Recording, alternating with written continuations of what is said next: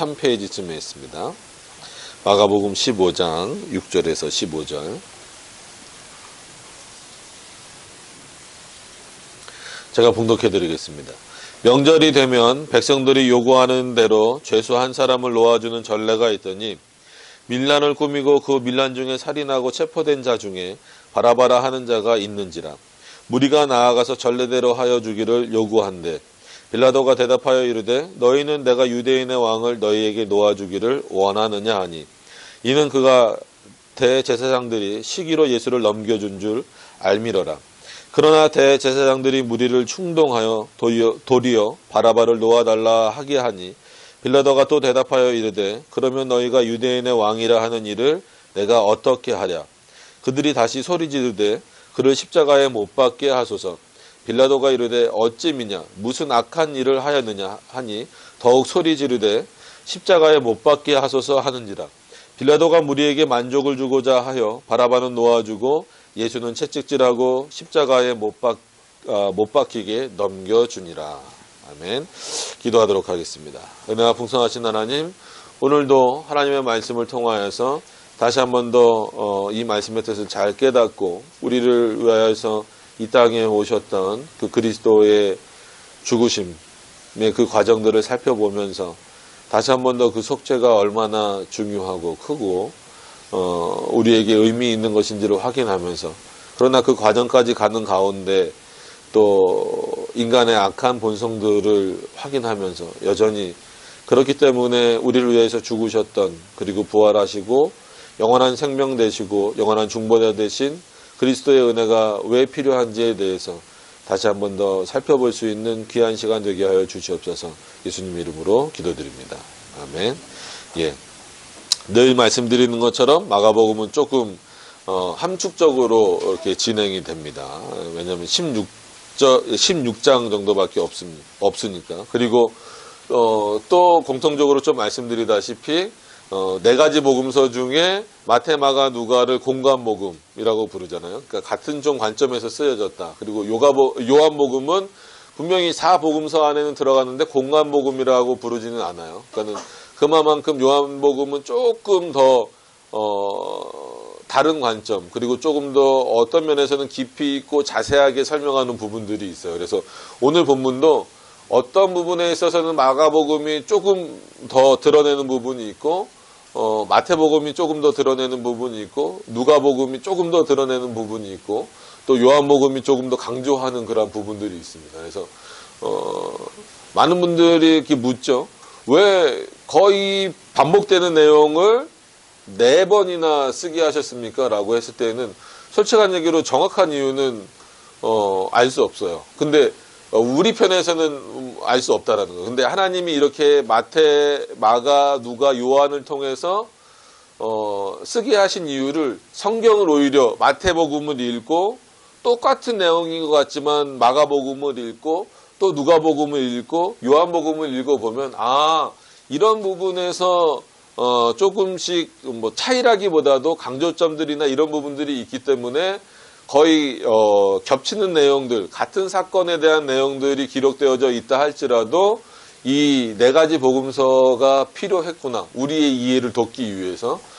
어떻게 보면 복음서의 핵심적인 내용이 예수 그리스도에 대한 그 내용이기도 하지만 조금 더 범위를 좁혀보면 예수님이 고난당하시고 십자가에 달리시는 그 과정이 더 복음서에서 상당 부분을 차지하고 있기 때문에 거기서의 약간씩 좀 뭐 다른 관점이 아니라 강조점이 다르다라는 점에서 하나님이 오히려 우리의 연약함과 우리의 한계를 아시기 때문에 복음서를 4가지로 주시지 않았나, 저는 그렇게 생각을 합니다. 그래서 오히려 그런 내용들을 발견하지 못한 분들이 굳이 그 복음서가 4가지씩이나 있을 필요가 있습니까? 라고 되묻는 경우가 많은 것 같아요. 그래서 여러분들도 물론 뭐 그런 궁금증들을 다 가지실 수도 있었겠지만 한 번씩 잘 읽어보시면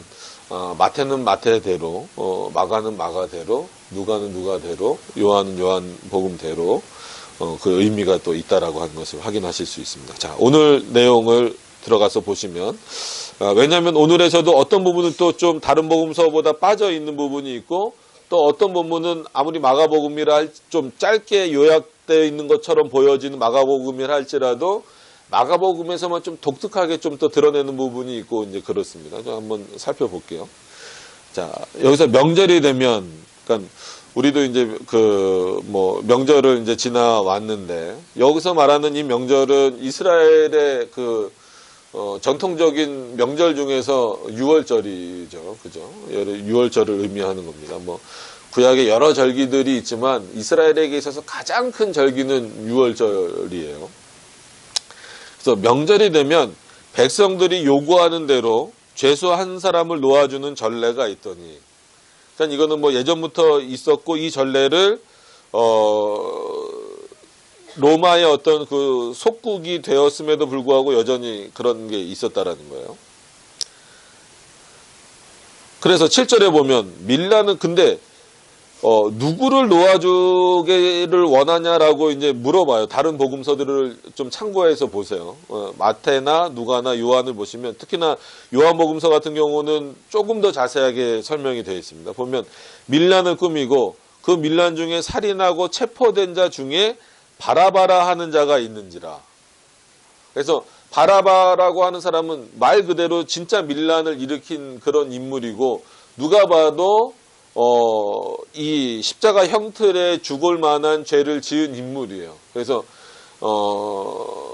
마가복음은 그 부분은 이제 설명하지 않고 넘어가는데 빌라도가 그럼 누구를 내어주길 원하느냐라고 했을 때 바라바를 사람들이 요청하기도 했지만 빌라도가 먼저 바라바를 이렇게 백성 앞에 내놔요. 그럼 이 바라바를 내줄 거냐? 그럼 그런 부분들을 칼빈은 어떻게 보냐면 아주 양극단으로 보는 거예요.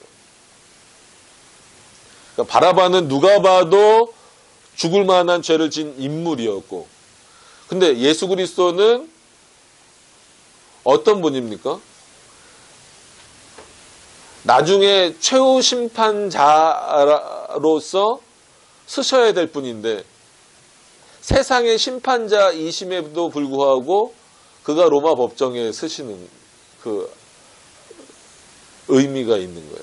그래서 거기까지 가지 않더라도 예수님에게서는 어떤 죄를 찾지 못했는데 너희가 이 바라바랑 예수를 놓고 어디를 선택하겠느냐라는 거예요. 그리고 그때가 가장 큰 명절이라고 했지만 유월절이라고 하는, 즉 하나님께 온전한 예배.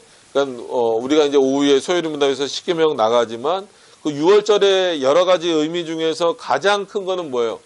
출애굽 사건이란 말이에요.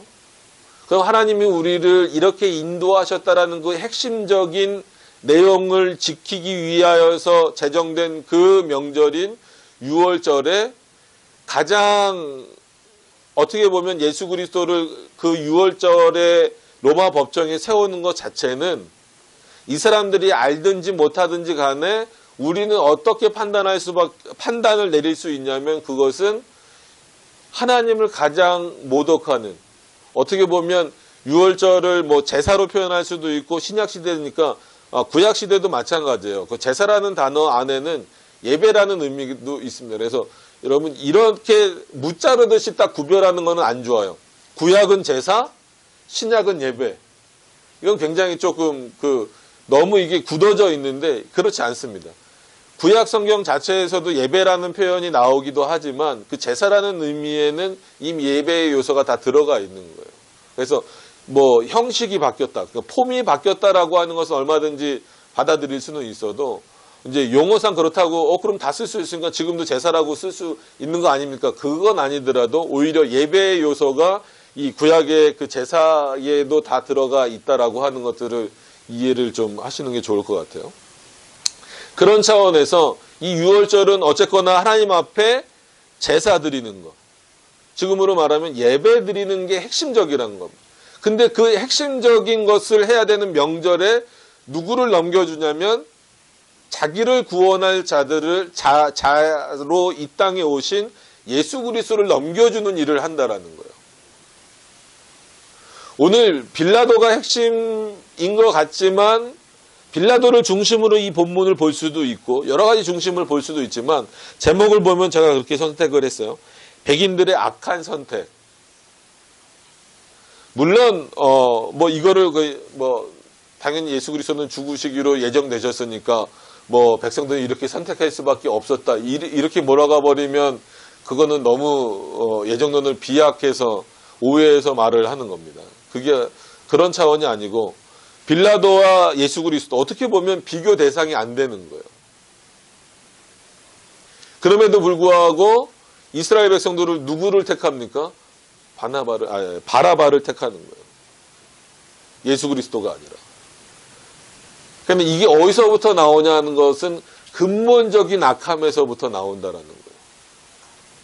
바라바는 누가 보더라도 죽어야 될 인물이고 예수 그리스도는 아무리 흠을 찾더라도 찾을 수 없어서 겨우 찾은 게 유대인의 왕, 자칭 유대인의 왕 이 정도란 말이에요. 실제로 무슨 밀란을 일으켰거나 뭐 이스라엘에게 해를 준 적이 없어요. 단지 누가 불편할 뿐이에요. 그 당시에 기득권이었던 대제사장들과 같은 사람들이 불편한 거예요. 싫은 거예요. 그래서 그들은 자신의 구주, 영원한 중보자인 예수 그리스도를 선택하지 않고 누구를 선택하는 죄를 범하는 거예요. 악한 바라바를, 즉 어떻게 보면 우리를 구원할 예수 그리스도를 포기하고 바라바를 선택함으로 말미암아 그 이스라엘의 앞으로의 인생길이, 그 이스라엘의 역사 길이 완전히 틀어져 버리는 거예요. 그래서 오늘 그 마가복음에는 그렇게 자세하게 나오지는 않지만 죄를 우리에게 돌리소서라고 빌라도에게 얘기하잖아요. 그런 표현들을 보면 이스라엘이 그렇게 자기 땅을 2000년이나 잃어버리거나 방랑 생활을 했던 그 이유를 알게 되는 거죠. 자, 조금 더 나가서 볼게요. 8절부터 보면 또 무리가 나아가서 전례대로 하여 주기를 요구한대. 그러니까 전례는 뭐예요? 죄수 중에 한 사람을 놓아주길 원하는 거예요. 그럼 예수를 놓아줄 수도 있고 바라바를 놓아줄 수도 있는 거예요. 근데 이 당시 사람들은 이미 예수님은 어떻게 하려는 목적이 있기 때문에 여기까지 몰아온 거예요. 죽이려고 하는 마음이 있기 때문에. 그러니까 그 생각 자체가 이미 악한 거예요. 하나님을 가장 잘 섬긴다라고 하고 또 하나님이 우리를 자기의 백성들을 애굽에서 이끌어내셨다라고 하는 그 상징적인 의미를 가지고 있는 유월절을 지키는 그 기간에 오히려 자신의 실제 왕인 예수 그리스도를 죽이려고 로마 법정에 넘겨주는 이 일은 어떻게 보면 참혹한 일이나 마찬가지입니다. 그러니까 이거를 몰랐다, 미처 그런 믿음이 없었다, 이렇게 하기에는 상당히 심각한 거라는 거예요. 물론 하나님께서 믿음을 주시지 않았기 때문이기도 하지만 더 중요한 것은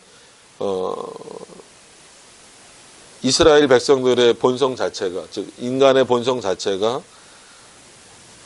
얼마나 악해질 수 있냐면 한마디로 무고한 사람을 죽일 수도 있다라는 거예요.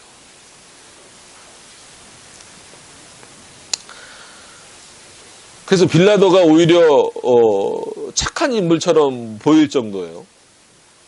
빌라도가 대답하여 이르되 너희는 내가 유대인의 왕을 너희에게 놓아주기를 원치 않느냐. 이걸 왜 싫다 그러냐. 아무리 살펴봐도 이 예수라는 사람은 죄가 없다, 내가 보기에는. 그래서 마태복음에서는 뭐라고 말해요? 어떤 내용이 마가복음에 없는 내용이 있냐면 빌라도의 아내를 통해서 이것을 어떻게 보면 좀 지연시키는, 이 예수 그리스도가 십자가에 달리는 일을 좀 지연시키는 일을 벌여요. 그래서 거꾸로 빌라도로 하여금 그러니까 자신의 아내가 뭐 꿈꾸고 이런 내용들을 통하여서 빌라도 스스로는 확신을 하는 거예요. 아, 예수 그리스도는 죄가 없다. 그러니까 빌라도는 생각을 하는 거예요. 그럼에도 불구하고 이 사람들이 왜 저 예수를 죽이려고 하는가? 이게 빌라도의 고민이란 말이에요. 물론 막지는 못했지만, 그래서 심지어 사도신경에도 뭐라 그럽니까? 빌라도가 언급이 되잖아요.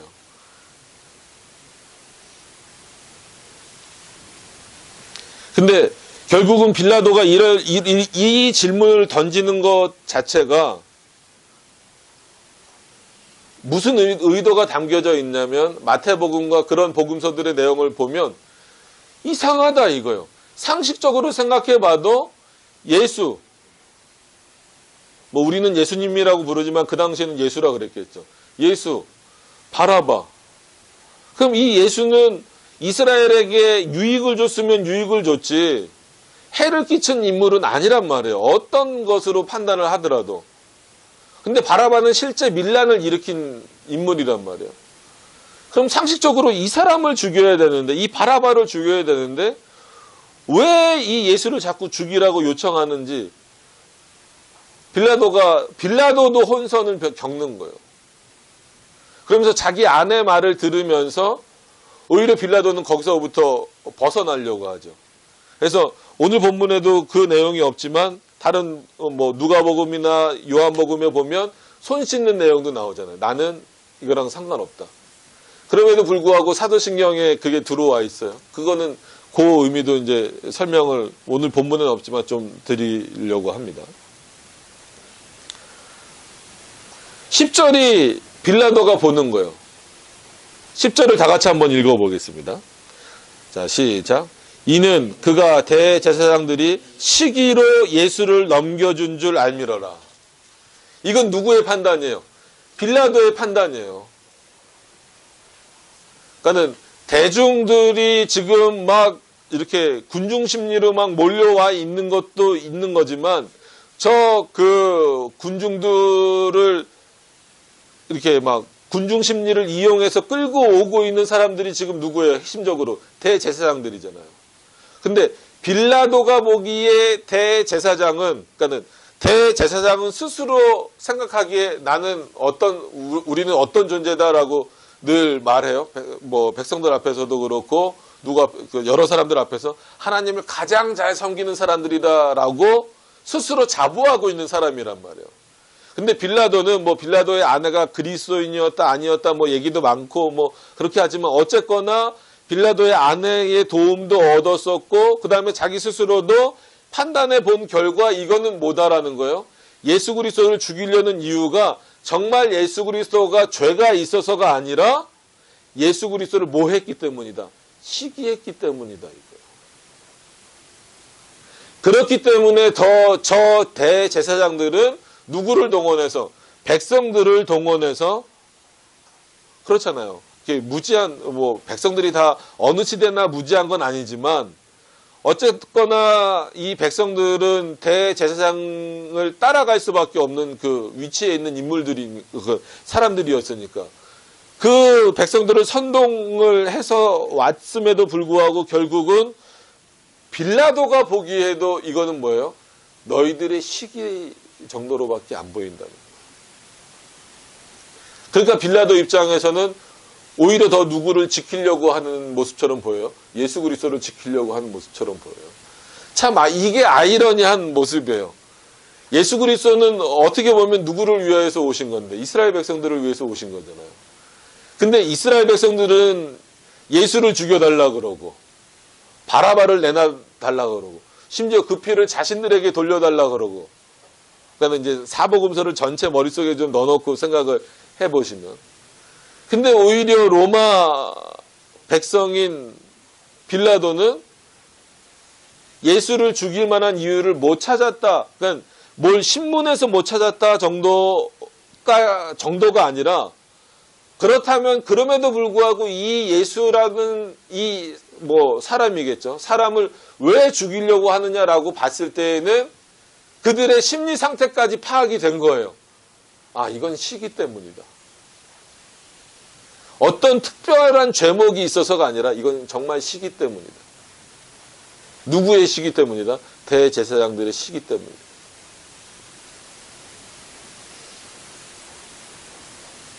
그럼 이 한 구절의 내용이 우리들에게 시사하는 바가 상당히 크다라는 거죠. 그 시기로 말미암아 결국은 대제사장들도 그렇고 백성들도 그렇고 어떤 선택을 하는 겁니까? 악한 선택을 하는 거예요. 자신들을 위하여 오신 그 예수 그리스도를 자신들이 법정에 세워서 죽이게 만드는.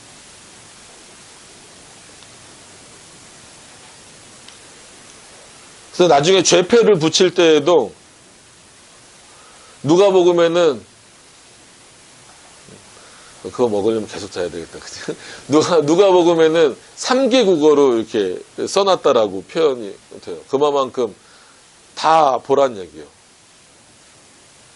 뭐 그거는 이제 그 누가복음을 나중에 하게 되면 그때 이제 보시고. 11절에 그러나 대제사장들이 무리를 충동하여, 그죠? 지금 이 백성들은 뭐 이렇게 표현하면 안 됩니다. 뭐 이리 붙었다 저리 붙었다 박쥐 같다 그러면 안 돼요. 왜냐하면 그 정도의 분별력을 갖고 있을 만한 정도가 아니라는 거예요. 지금처럼 보편적인 교육이 이루어졌던 시기도 아니었고 또 그런 것들을 분별할 만큼 뭔가를 그들에게 제공해 주질 않은 거예요. 그러니까는 로마 카톨릭하고 비슷한 거죠. 이 당시 상황이. 그러니까 로마 카톨릭도 지금 로마 카톨릭 사람들이 가지고 있는 내용들 성경도 결국은 공동 번역이라는 성경 있잖아요. 그것도 하도 이제 요청을 해서 같이 번역을 해서 가진 지 얼마 안 돼요. 그러니까는 그 천주교 신자들이 로마 카톨릭 신자들이 그 공동 번역이라는 그 성경을 본인들이 갖게 된 게 일반 성도들이 갖게 된 게 그렇게 오래지 않았어요. 상당히 오랜 기간은 거의 뭐 2000년에 가까운 시간 동안을 누구만 가지고 있었어요? 성경을? 사제들만 갖고 있는 거예요. 천주교 사제들만. 그러니까 너희는 그냥 우리가 풀어주는 내용만 들으라는 거예요. 그러니까 로마 카톨릭 신자는 지금도 여전히 마찬가지로 그 습성이 남아 있어서 공동 번역을 가지고 있다 할지라도 실제로 성경을 보고 하기보다는 누구의 말을 그냥 다 수용해 버리는 거예요. 사제의 말, 교황의 말을 그냥 수용해 버리는 거예요. 그러니까 교황도 교황 무호설이 뭔지 아시죠? 그러니까 이것도 오해하시면 안 됩니다. 어떤 분들은 교황이 하는 모든 말이 오류가 없다. 이게 교황 무호설이다. 아닙니다. 그렇게 말하면 또 역공을 당해요. 교황이 성경을 해석하는 데는 오류가 있을 수 없다라는 거예요. 그게 교황 무호설입니다. 그렇기 때문에 교황마다 성경을 해석하는 그 방식들이 약간씩 다를 수 있어요. 다를 수 있기 때문에 뭐 요즘 지금은 교황 이름이 갑자기 생각이 안 나는데 요즘 교황은 뭐 성경을 뭐 다시 써야 된다 뭐 이런 얘기하고 뭐 동성애 인정하고 이런 어떤 내용들이 막 바뀌는 거예요. 그러니까 지금도 여전히 성경보다도 그 사람들이 뭐라고 얘기하나, 사제들이 뭐라고 얘기하고 교황이 이 문제에 대해서 어떤 판단을 내리는가를 쳐다보고 있는 게 로마 카톨릭의 입장이에요. 마치 이때도 마찬가지입니다. 율법서를 읽을 만한 즉 뭐 구약 성경이 됐든 십계명이 됐든 그거를 읽을 만한 능력도 없었던 사람들이 많지만 제공을 해주지도 않은 거예요. 그리고 더 나아가서 그거를 올바로 가르쳐주지도 않았기 때문에 백성들은 누구의 말을 전적으로 그냥 신뢰할 수밖에 없는 거예요. 대제사장의 말을 신뢰할 수밖에 없는 거예요. 그러니까 그 전에 그럼 예수 그리스도를 왜 따라다녔느냐? 당장 눈앞의 것들이 막 해결되는 모습들이 보이니까 뭐 기적을 일으키시고 병자를 낫게 하고 뭐 오병이의 기적도 일으키니까 예수님을 잠시 따랐을 뿐이지 이 이스라엘 백성들은 늘 누구의 얘기를 들을 수밖에 없어요? 대제사장의 얘기를 들을 수밖에 없어요. 그러니까는 여기서 이제 11절에서 그러나 대제사장들이 무리를 충동하여라는 이 표현이 나와서 충동이란 표현이 나왔긴 하지만 이거는 뭐 진짜 뭐 데모할 때 뭐 앞장서서 막 큰 소리로 뭐 예수를 뭐 죽이자 뭐 이렇게 하지 않아도 그냥 대제사장들이 그렇게 했겠어요? 아니죠. 그 백성들 앞에서 저 예수라는 사람은 죽여야 된다. 어떻게 보면 바라바보다도 더 나쁜 사람이다라고 말을 하면 그 당시 군중들은 예수님이 어떠했는가는 그냥 잊어버리고 누구의 말을 들을 수밖에 없는 거예요. 대제사장의 말을 들을 수밖에 없는 거예요. 왜? 자기네들이 판단할 수 있는 능력도 없을 뿐만 아니라 판단할 수 있는 근거가 있어요, 없어요? 없어요. 문서든 뭐든 아무것도 없단 말이에요. 그러니까 11절에 이런 일이 벌어지는 거예요. 대제사장들이 무리를 충동하여 도리어 바라바를 놓아 달라 하게 하니. 그러니까 이게 어디서부터 시작된 거예요? 대제사장의 시기부터 시작이 된 거예요. 그게 어디까지 퍼져나간 거예요? 일반 분별력을 상실하고 있는 일반 백성들에게까지 퍼져나간 거예요. 그래서 또 말씀드리지만 오병이어의 기적이나 이런 것들을 통해서 많은 사람들이 예수님을 따라다녔을 때 야, 예수님의 제자들이 저렇게 많구나 라고 생각을 했지만 예수님은 냉정하게 그것을 판단하셨다 그랬죠. 뭐라고요? 저들이 나를 따라오는 것은 먹고 배부르기 때문이라. 여러분 이거는 한국교회가 깊이 새겨들어야 돼요. 그러니까 한때는 지금은 뭐 좀 잘 모르겠어요. 근데 한때는 세계에서요. 뭐 우리나라가 1등이나 2등 하는 게 많이 있지만 1등 하는 것 중에 또 뭐가 있었냐면 교회 크기로 1위부터 7위까지가 전부 다 대한민국이에요. 뭐 교파를 떠나서 예를 들어서 순복음교회 같은 경우는 많은 그러니까 여의도 순복음교회요. 거기는 이제 뭐 약간 연합체처럼 이렇게 돼 있어서 막 전국에 있는 순복음교회를 다 따지기도 하지만 그냥 순수하게 여의도 순복음교회가 제일 많았을 때는 뭐 12만 명인가까지 됐대요. 말이 12만 명이지. 그건 어마어마한 숫자예요. 그러니까 그런 교회들 많잖아요. 뭐 사랑의 교회, 뭐 통합 측에 가면 명성교회, 뭐 진짜 10,000명은 우습게 되잖아요. 근데 제가 야구 좋아하니까 예전에 인천 야구장 지금 새로 짓기 전에 문양 야구장 짓기 전에 도원구장이라고도 부르고 뭐 숭이구장이라고도 부르는데 거기서 야구할 때는 관중석이 10,000명 앉으면 11,000석인가 밖에 안 돼요. 그래서 표를 구하려면 되게 힘들었어요. 근데 지금 뭐 큰 교회들은 본당에 10,000명이 앉는 교회도 있잖아요. 그럼 웬만한 진짜 야구장 스탠드 크기 정도 된다라는 거예요. 어마어마하죠. 그러니까 이게 겉으로 보기에는 뭐가 되는 거예요? 자랑거리가 되는 거예요. 그런데 절대 큰 교회를 비난하려고 하는 표현이 아니라 그렇게 많은 사람들, 심지어 대한민국의 4분의 1이 그리스도인이라고 말하고 있는 그 시기에 지금도 마찬가지입니다. 여전히 기독교인들 많습니다. 아무리 줄어들었다 할지라도 많아요. 그럼 그 예수님의 냉정한 평가로 우리의 모습을 비춰봤을 때 과연 저들이 그렇게 그리스도인이라고 하면서 대한민국 국민의 4분의 1이 그리스도인이라고 하는 자칭 그리스도인이라고 하는 그 사람들 중에 정말 예수님을 따르는 사람들은 과연 얼마나 될까?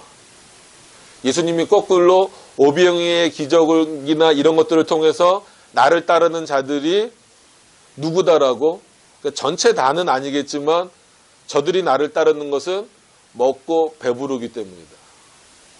이 세상 것이 해결되면 저 사람 그 반대로 말하면 그거를 이렇게 반대로 해석을 하면 어떤 의미예요? 정말로 내가 하나님의 아들이라고 믿고 따르는 사람들이 아니라 먹고 배부르는 문제가 해결되면 언제든지 나를 떠날 사람들이라는 의미예요. 왜 한국교회가 지금 정체입니까? 왜 정체예요? 성장이 이만큼 됐기 때문에 그래요. 우리나라가. 그래서 예전에 예수 믿으면 뭐 한다는 거예요? 복 받는다라는, 이 땅에서 잘 된다라는, 그거 하면은 전도가 막 다 됐어요. 근데 뭐 지금은 이제 나라 전체가 경제가 좀 어려워져서 그럼 교인들이 좀 많이 좀 늘어난대요. 그래서 뭐 단적인 예로 2001년도에 그 9.11 테러 났을 때 갑자기 미국 그 교회에 사람들이 많아졌었대잖아요. 그러니까 한 번씩 그렇게 뭔 자극이 있어야 그 사람들이 오는 거예요. 그러니까 인간의 본성이에요, 그게.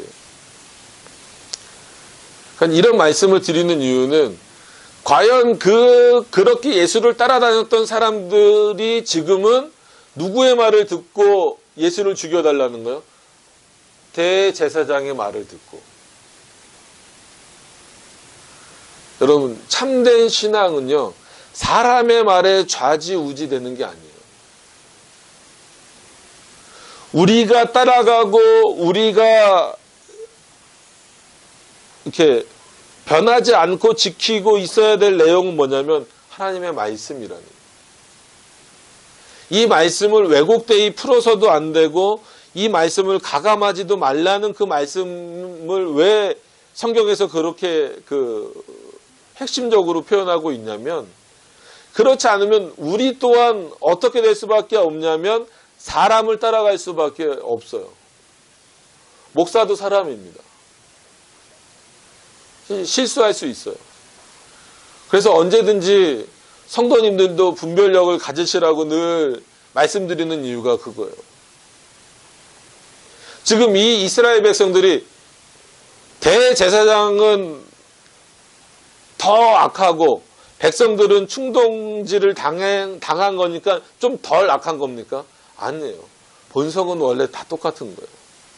위치를 바꿔놨어도 똑같았을 거예요. 그러면 그런 본성을 누르고서라도 하나님의 말씀 앞에 올바로 서기 위해서는, 하나님 앞에 올바로 서기 위해서는 결국은 하나님의 말씀으로 내 본성을 누르는 것밖에 없습니다.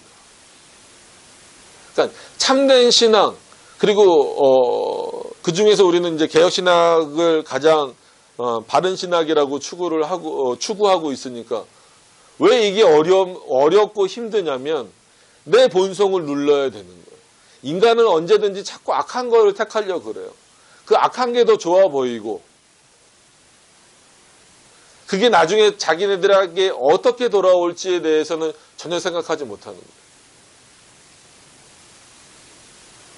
그래서 한국에도 수많은 교회들과 수많은 성도들이 있었지만 유럽이나 미국 교회들의 전철을 밟아가고 있는 내용들이 왜 그렇습니까?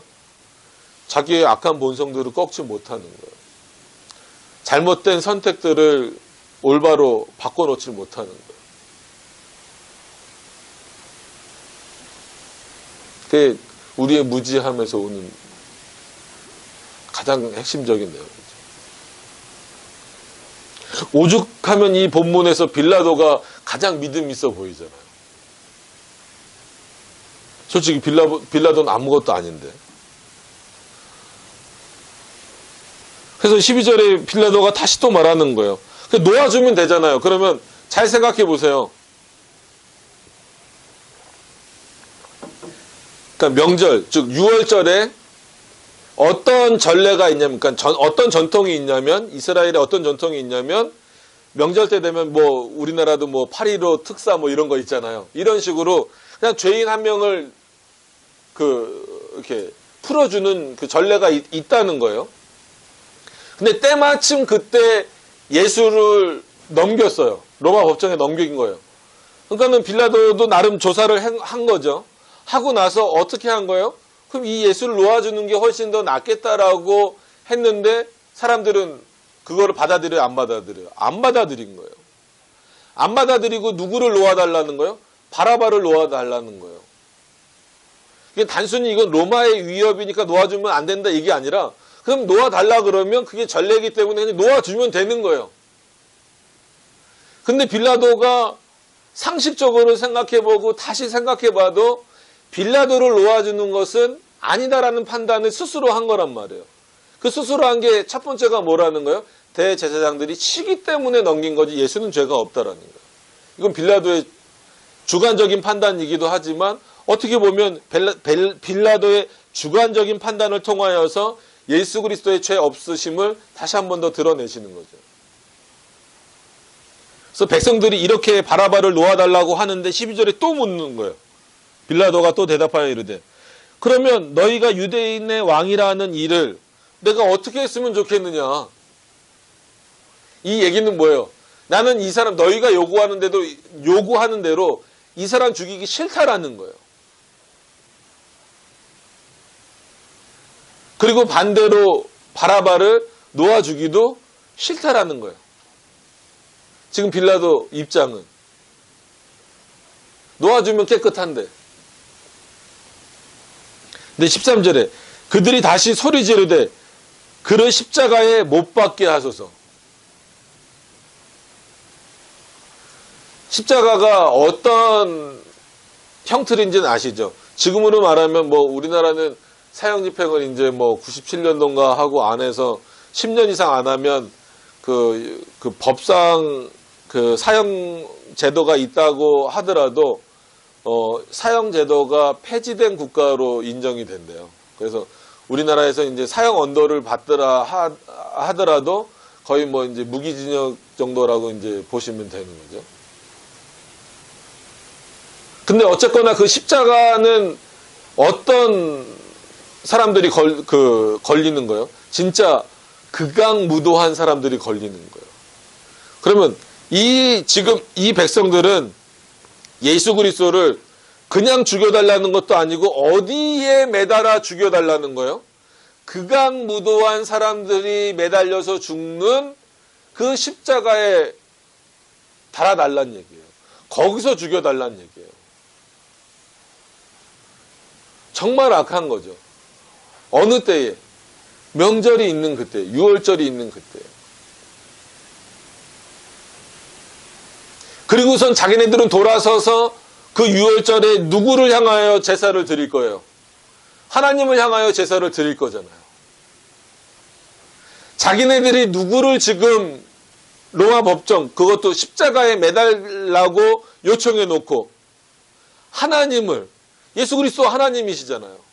성자 하나님이시란 말이에요. 뭐 그렇다고 뭐 하나님이 죽으셨다 이런 식으로 가면 또 오해가 되지만 어쨌거나 하나님이시고 이 땅에 우리를 구원하러 오신 그 자를 십자가에 못 박아달라고 요청해 놓고 자기네들은 돌아서서 하나님께 제사 드린다라고 하는 게 얼마나 이율배반적이고 얼마나 무지한 일이라는 거예요. 백성들은 거기에 동조를 하고 있고 오히려 빌라도가 그거를 막아주고 있는 이 형태를 볼 때 이 당시에 이 선택이 얼마나 악한 선택인가. 지금 그래서 우리의 모습도 늘 살펴봐야 되는 거예요. 나는 하나님 앞에서 늘 죄의 문제를 생각할 때 물론 도덕적이고 윤리적인 것에 있어서도 우리는 늘 깨끗해야 되지만 죄악의 문제를 생각할 때 늘 하나님 앞에서 생각해야 되는 거죠. 나는 과연 내 악한 본성을 거슬러서 오히려 하나님의 말씀에 근거해서 모든 것을 판단하고 있는가. 이건 자기를 돌아보시는 그러니까 다른 사람을 정죄하시라는 게 아니라 자기 스스로를 돌아보는 방식으로 사용을 하시는 게 제일 좋습니다.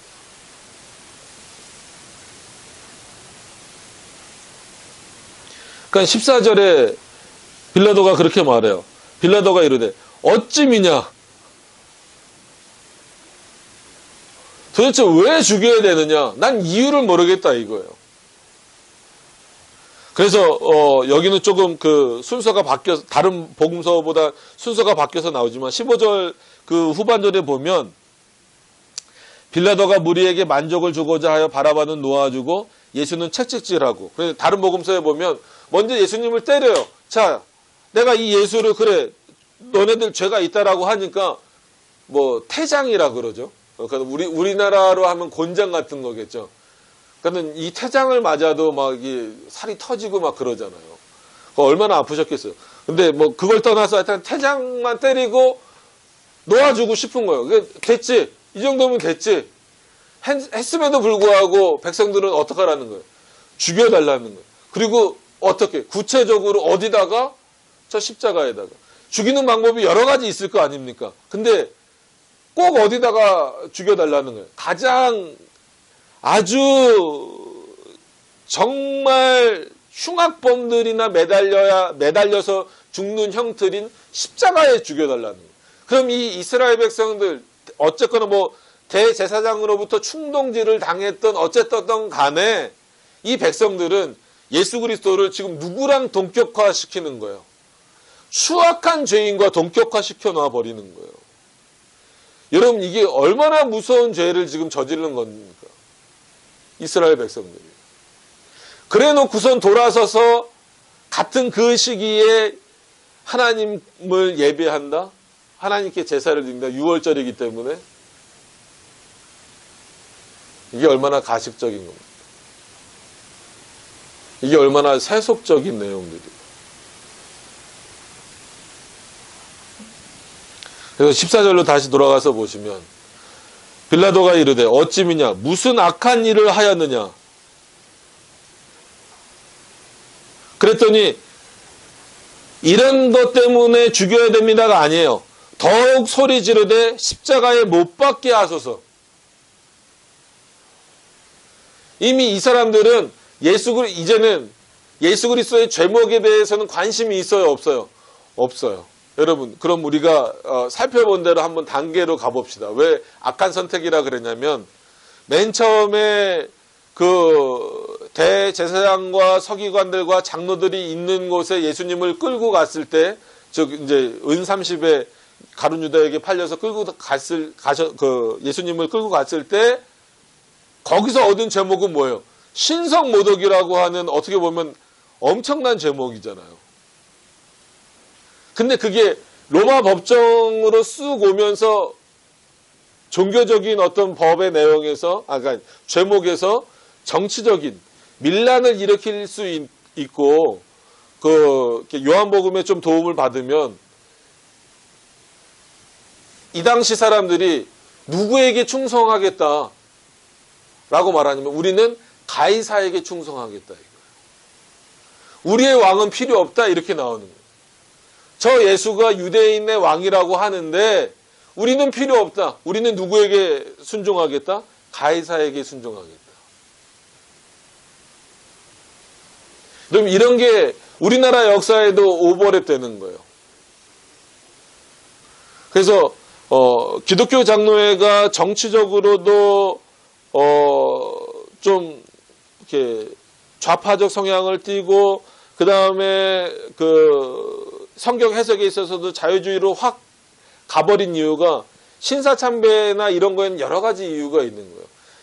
어쨌거나 일본이 우리를 지배하게 됐으면 그 지배국가의 왕을 섬기는 거는 그건 당연한 거다. 그거는 우상숭배가 아니다. 이렇게 나가버리는 거예요.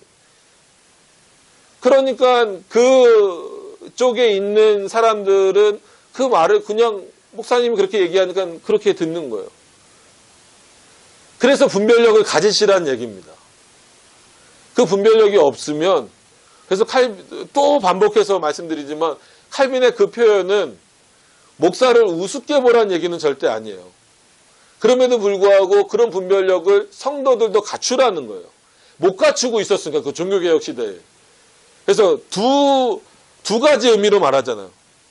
하나님의 말씀을 들을 때는 앞에 서 있는 사람을 목사라고 생각하지 말고 누구의 말로 하나님의 말씀으로 들으라라고 말하잖아요. 이거에 대한 강조와 더불어서 그럼에도 불구하고 그 앞에 서 있는 자가 아무리 목사라는 위치에 서 있다 할지라도 하나님의 말씀에 어긋난다면 나 칼빈이 서 있다 할지라도 어떡하라고요? 이리를 잡듯이 끌어내려라 이거예요. 그럼 왜 이런 표현을 했을까요? 칼빈이.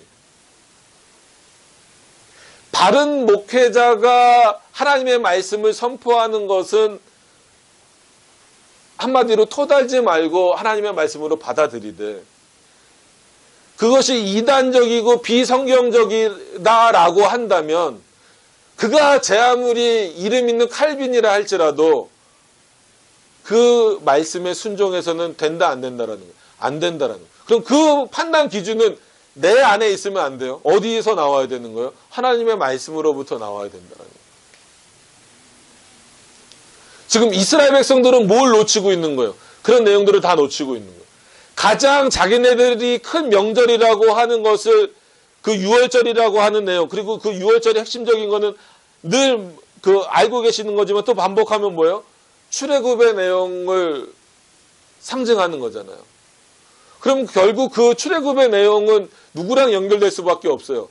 자기네들이 지금 십자가에 매달려 죽게 해달라고 하는 예수 그리스도와 연결될 수밖에 없는데 그 연결고리들에 대한 이해가 없으니까, 그리고 또 그 연결고리들을 오히려 설명해 줘야 될 대제사장들은 예수님으로부터 어떤 마음만 가지니까, 시기의 마음만 가져버리니까, 두 분 다는 아니지만 하나님을 하나님께 제사를 드리면서 동시에 이 땅에 오신 하나님은 어디다 내어주는 거예요? 십자가에 달아 죽여달라는 거예요.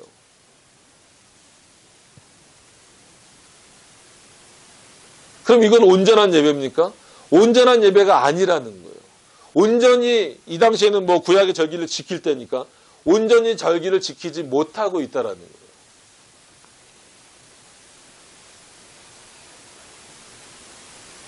이게 세속화라는 거예요. 뭐 막 세상에 뭐 내용들이 막 교회 안에 들어오고, 오히려 그런 거는 쉽게보다도 이게 눈에 보이는 거기 때문에 없앨 수 있어요. 눈에 보이는 우상들은. 근데 가장 없애기 어려운 우상이 뭐예요? 그리고 그게 뭐 우상이건 아니면 세속적인 거건 무형적인 겁니다. 보이지 않는 것. 사상. 그래서 사상이 가장 무섭다 그러잖아요.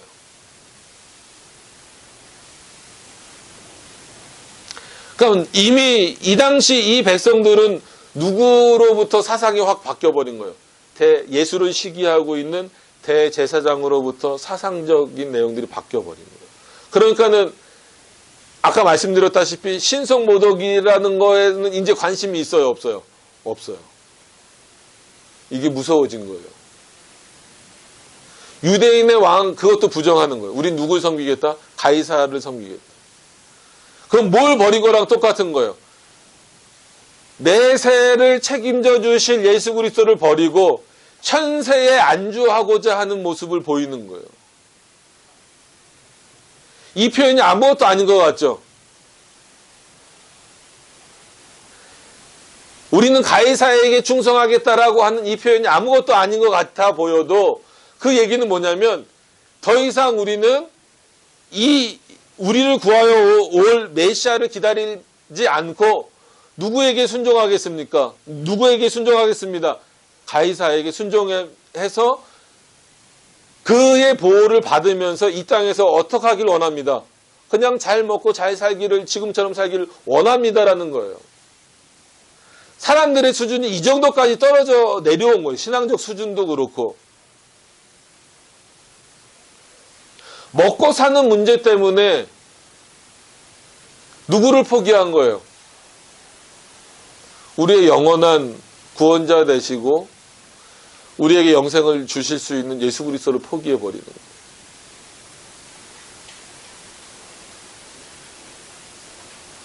현대를 살고 있는 그리스도인들도 마찬가지입니다. 여러분들 어떤 선택을 하시겠어요? 바라바로 대표되는 그런 세속적이고 세상적인 것, 그 문제들을 선택하시겠어요? 아니면 그 문제들이 너무 힘들고 어려움에도 불구하고 지금은 당장 나에게 도움이 안 되는 것 같지만 예수 그리스도를 선택하시겠어요?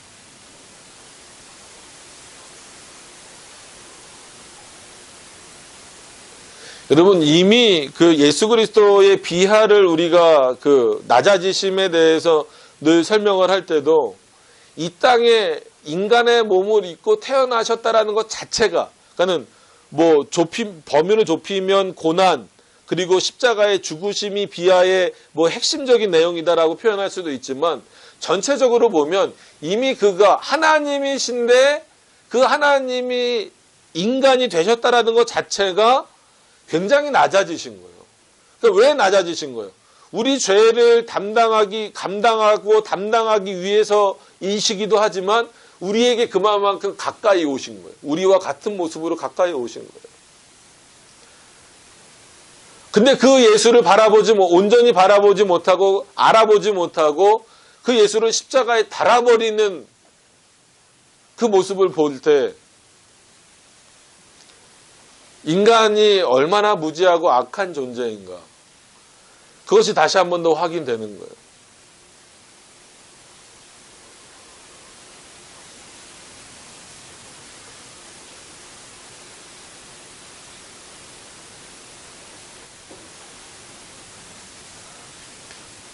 그럼 빌라도는 여기서 자유로울 수 있는가? 그거를 좀 또 살펴보면, 자, 15절에 보시면, 빌라도가 무리에게 만족을 주고자 하여, 아예 그냥 써놨어요.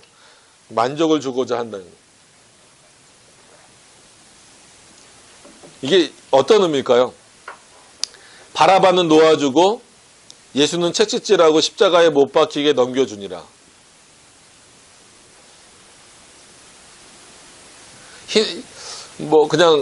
힌트를 드리면, 저번 설교에서도 말씀드렸지만, 이 당시 이스라엘 백성들에게는 사법권이 있어요, 없어요? 없어요. 속국이기 때문에 지금 지배를 받고 있는.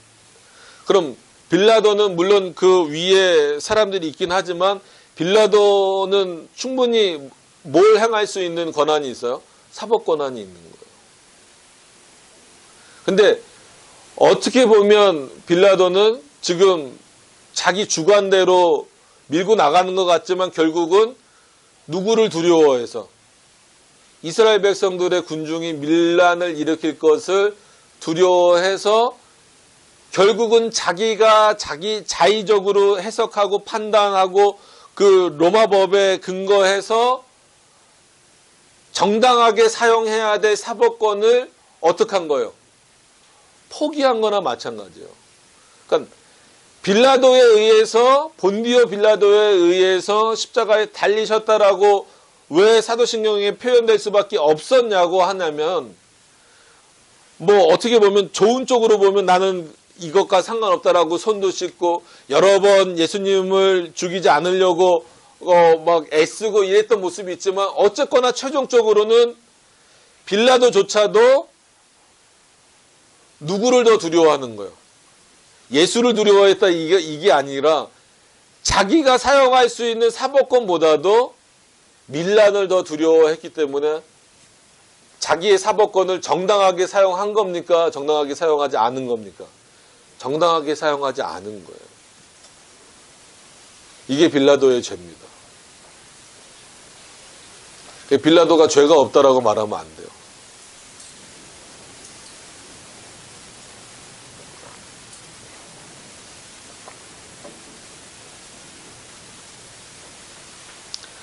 그래서 기독교는 이런 군중 심리에 휘둘리지 않게 해야 돼요.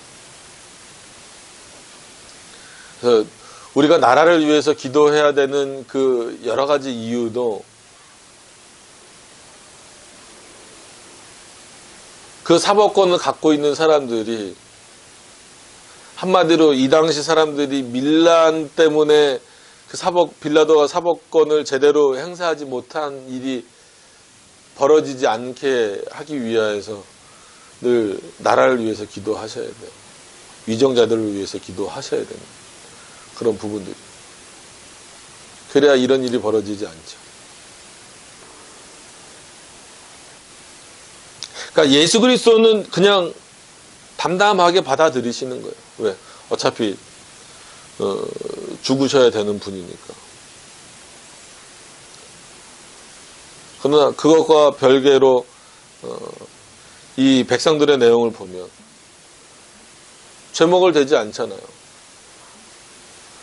맨 처음엔 신성모독이라고 몰아붙였지만 이제는 아무런 이유가 없어요. 그냥 죽여달라는 거예요. 왜냐고 빌라도가 아무리 물어봐도 소용이 없는 거예요. 그게 누구에게까지 위협이 느껴질 정도입니까? 로마의 그 사법권을 가지고 있는 빌라도에게까지 위협을 느낄 정도예요. 그러니까 제대로 된 판단력을 가지고 판결을 내릴 수가 없는 상황이 돼버린 거예요. 그러니까 결국은 니들이 원하는 대로 바라봐 넘겨줄게. 예수도 넘겨줄게. 바라바는 놓아주고 예수는 넘겨줄게. 채찍질하는 것으로서도 안 된다면 그래 너희가 원하는 대로 십자가에 달리게 해줄게.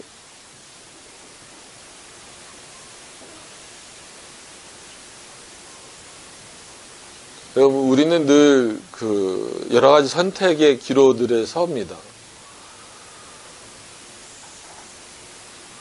여러분들은 그때마다 어떤 것을 기준으로 판단을 하시나요?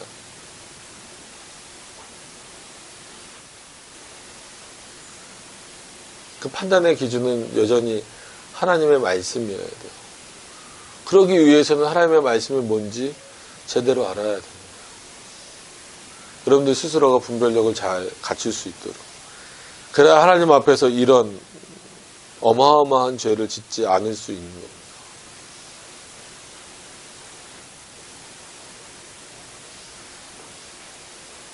예수 그리스도는 우리를 위해서 이런 비참함을 다 견디시는데 우리는 거꾸로 예수 그리스도를 위해서 비참함을 견딜 만한 준비가 아직 돼 있지 않은 경우가 훨씬 많아요.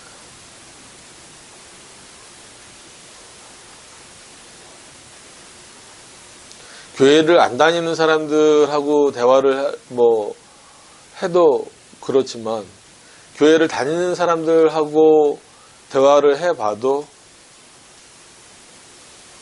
심지어 교회 안에서 대화를 해도 세상적인 문제 때문에 더 고민하는 사람들이 많아요. 내 신앙이 과연 얼마나 하나님 앞에 올바로 서 있는가, 내가 얼마나 하나님의 말씀을 잘 따라가고 하나님을 올바로 경외하기를 힘쓰고 애쓰는가, 내가 정말 진심으로 하나님 앞에 예배 드리고 있는가, 이런 문제를 고민하는 경우는 없어요. 없다라기보다는 없진 않겠죠. 뒤로 밀려요. 왜? 1차적인 문제들이, 삶의 문제들이 너무 크니까. 당장 직장 문제, 아니면 결혼 문제, 청년들 같은 경우는 또 학교 문제, 여러 가지 많은 문제들이 막 얽히고 설키고 있다 보니까. 근데 그거는 결국은 핑계거리밖에 안 되는 거예요. 그런 문제들이 있기 때문에 우리는 미처 하나님에 대해서, 그리고 예수 그리스도에 대해서, 또 성령께서 우리들에게 역사하시는 것에 대해서 생각할 여유가 없습니다라고, 그게 변명거리가 돼버리지만 그건 변명거리가 아니야. 그건 핑계지, 핑계. 오히려 그런 삶이 더 어렵고 힘들수록 누구를 더 찾아야 돼요? 하나님을 더 찾아야죠.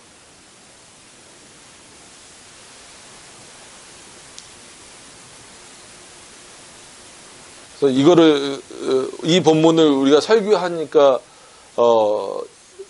이렇게 늘 적용을, 하는데, 과연 우리는 이 군중들과 뭐가 다를 것인가? 만약에 우리가 이런 군중들 사이에 껴 있었다면, 과연 누구를 선택했을까? 저도 그렇고 여러분도 그렇고 깊이 한번 생각해 봐야 된다는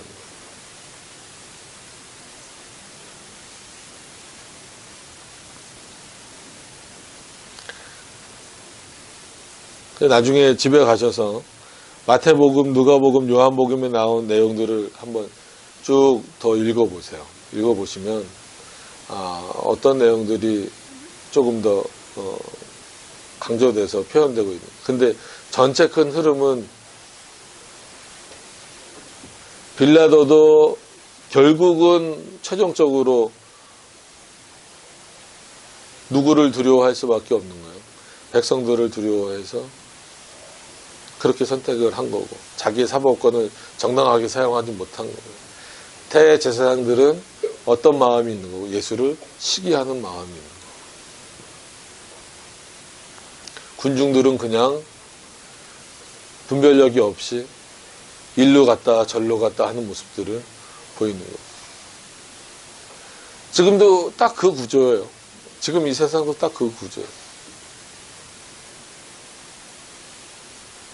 세상 정치도 마찬가지고 교회도 마찬가지고,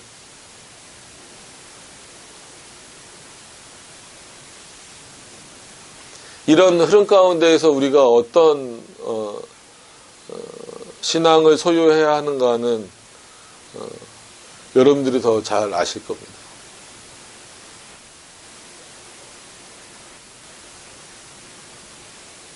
말씀에 근거해서 올바른, 늘 하나님이 기뻐하시는 것들을 선택할 수 있는 여러분들이 되실 수 있기를 바랍니다. 이게 참 쉬운 문제는 아니에요.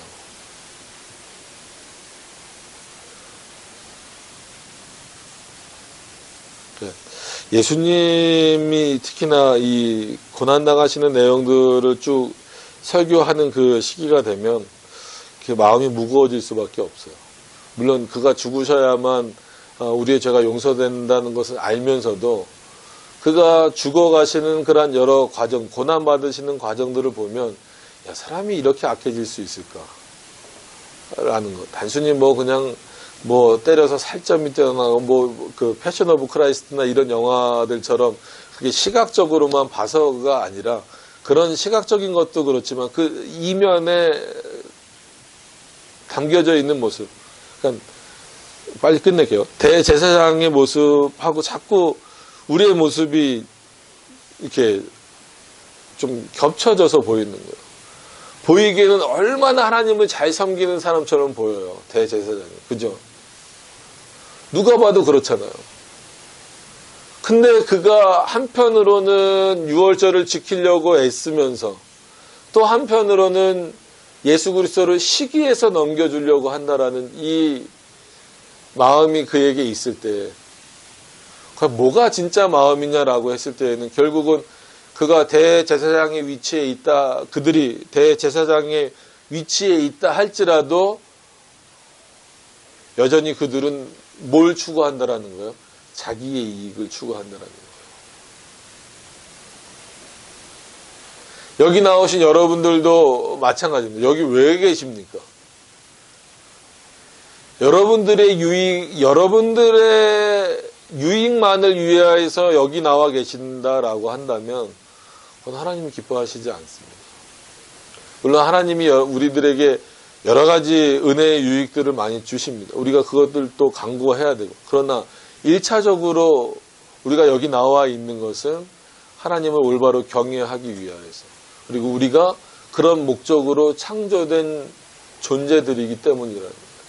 이런 인식함이 없이 우리가 지난 시간에 소리문답하면서 하나님이 살아계시다라고 하는 그 문제가 정말로 내 마음속 깊이 박혀져 있지 않으면 예배도 그렇고 성경 공부도 그렇고 성경을 읽는 것도 그렇고 단순히 이거는 지식 쌓기에 머무를 수밖에 없다라고 말씀드린 것처럼, 정말 하나님이 살아계시다라는 것, 그리고 예수 그리스도가 나의 영원한 구원자 되셨다라는 것을 인지하지 못하고 인식하지 못하고 믿지 못하고 이 자리에 앉아 있다면 결국은 세상의 유익을 구하는 사람들하고 뭐가 다르냐는 거예요.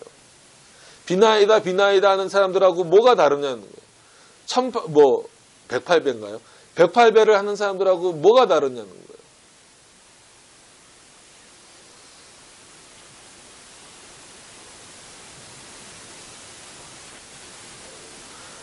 천주교에서도 기도하잖아요.